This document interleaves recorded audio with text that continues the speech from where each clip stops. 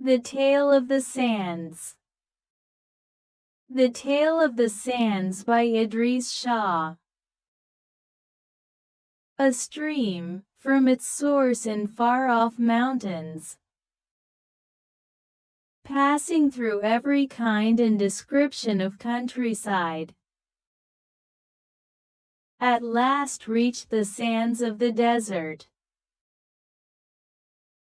Just as it had crossed every other barrier, the stream tried to cross this one.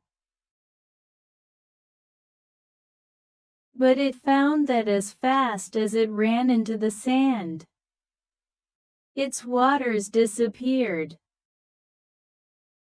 The stream was certain that its destiny was to cross this desert, and yet there was no way to get across. And then, a hidden voice, coming from the desert sand itself, whispered to the stream, "The wind crosses the desert, and so can you." Cried. By hurtling at things in your usual energetic way you will not get across, cooed the voice of the sands. You will either disappear, or become a marsh. You must allow the wind to carry you over to your destination. But how can the wind carry me? Sobbed the frustrated stream. You can be carried, but only by allowing yourself to be absorbed into the wind.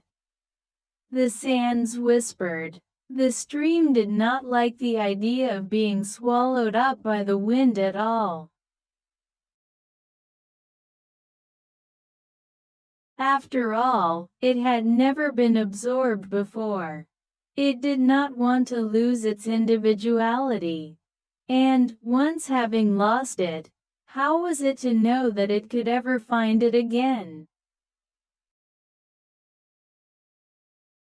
"The wind," said the voice, "can help you. It takes up water, carries it over the desert, and then lets it fall again. Falling as rain, the water again becomes a river."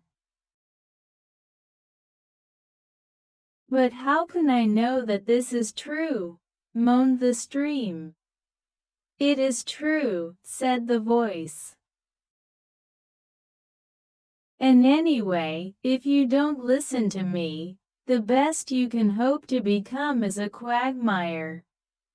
And even that could take you many, many years. And being a quagmire isn't nearly as good as being a stream."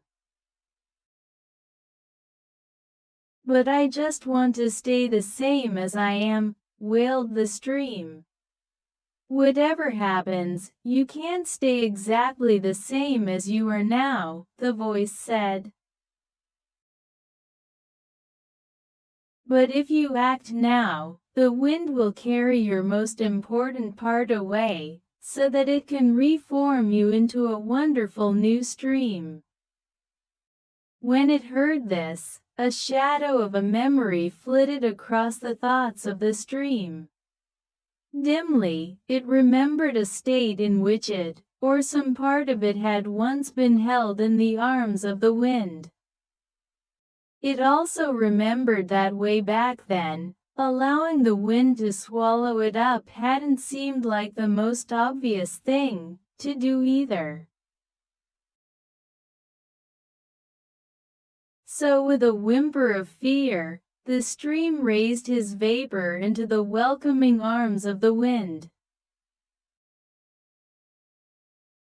And the wind gently carried his vapor up and away, letting it fall softly, as soon as they reached a mountain, many, many miles away. And because it had been so worried about what would happen, the stream was able to really appreciate its new home, and with a sigh of relief it realized that it now knew what it really meant to be a stream.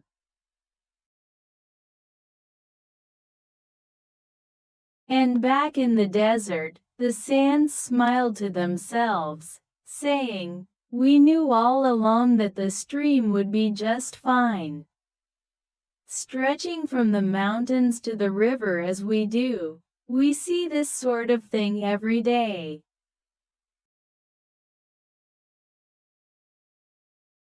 And that is why it is said that the stream of life is written in the sands. The end. Thank you.